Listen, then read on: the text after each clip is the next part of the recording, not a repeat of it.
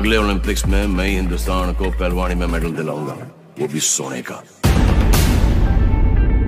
India का coat तो हमें नहीं मिलता, इंडिया का कोट कमाना पड़ता है।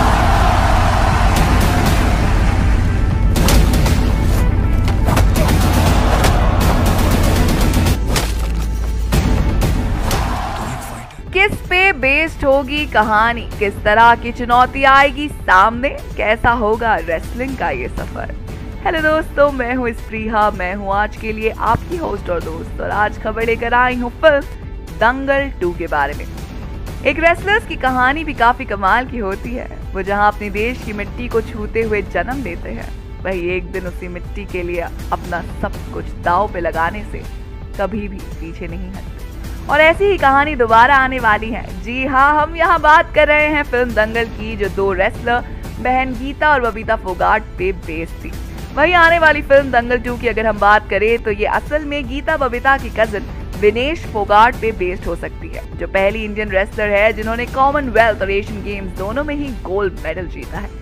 वही इस फिल्म की कहानी में बताया जाएगा कि कैसे गीता फोगाट के पिता महावीर सिंह फोगाट ने अपने घर की बेटियों को दंगल सिखाकर उन्हें वर्ल्ड चैंपियन बनाया। दंगल में जहां हमने देखा था कि कहानी गीता और बबीता के इर्द गिर्द घूमती नजर आ रही थी, वही इस बार दंगल 2 में हम उनकी बहन विनेश फोगाट की जर्नी को करीब से देखेंगे। फिल्म में ये भी बताया जाएगा कि किस तरह की दिक्कतों का सामना महावीर को करना पड़ा था ताकि वो अपनी बेटियों को एक मुकाम हासिल करने में मदद कर सके। 90s के दौरान हरियाणा के गांव में अपनी बेटियों को घर का काम छुड़वाकर उनके करियर के लिए तैयार करना कोई आसान काम नहीं था।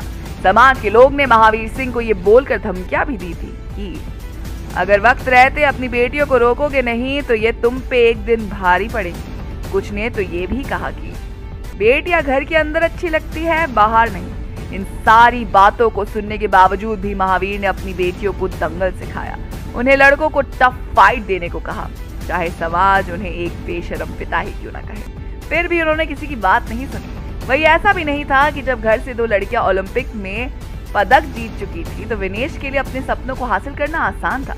विनेश को भी काफी अलग तरह की दिक्कतों का सामना करना पड़ा था। उन्होंने भी अपनी बहन गीता और बबीता के साथ हरियाणा के भवानी में काफी छोटी उम्र से ही खूब पसीना बहाया है।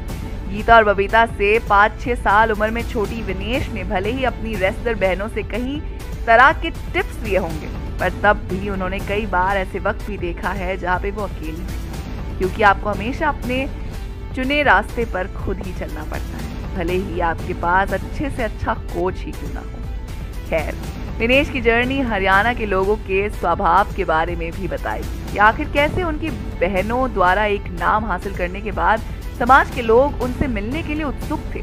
भले ही शुरुआत में उन्हीं लोगों ने उन्हें ताने भी बहुत मारे थे। विनेश की जर्नी मैच फिक्सिंग जैसी चीजों को भी सामने लाएगी। कई बार इंटरनेशनल गेम्स में मेरिट होने के बावजूद भी दूसरे देश से मिले पैसों की वजह से उन्हें जिता दिया जाता है, और विनेश फोगाट की कहानी भी हमें ऐसी ही बातें बताने वाली है। हरियाणा के छोटे से गांव से शुरू हो रही ये कहानी काफी आगे तक जाएगी। विनेश फोगाट ने बहुत छोटी सी उम्र में ही रेसलिंग की शुरुआत की थी, जिस वक्त उनकी बहन गीता फोगाट नेशनल लेवल पे कम्पीट कर रही थी।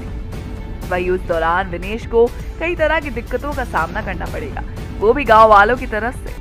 विनेश को गांव वालों के हर दिन के तानों को सुनना पड़ रहा था। हालांकि फोगाट बहनों के लिए ये सब बात आम हो चुकी थी, क्योंकि वो जानती थी कि एक दिन वही लोग ये कहते दिखेंगे कि हम फोगाट बहनों की गांव से हैं, जो खैर अब सच भी हुआ। तो दोस्तों, आज के वीडियो में बस इतना ही। अगर आपको वीडियो पसंद आई हो तो इसे लाइक कीजिए, दोस्तों के साथ शेयर कीजिए, और फिल्मी दुनिया से जुड़े रहने के लिए सब्सक्राइब कीजिए हमारे चैनल बॉलीग्राज स्टूडियोज को।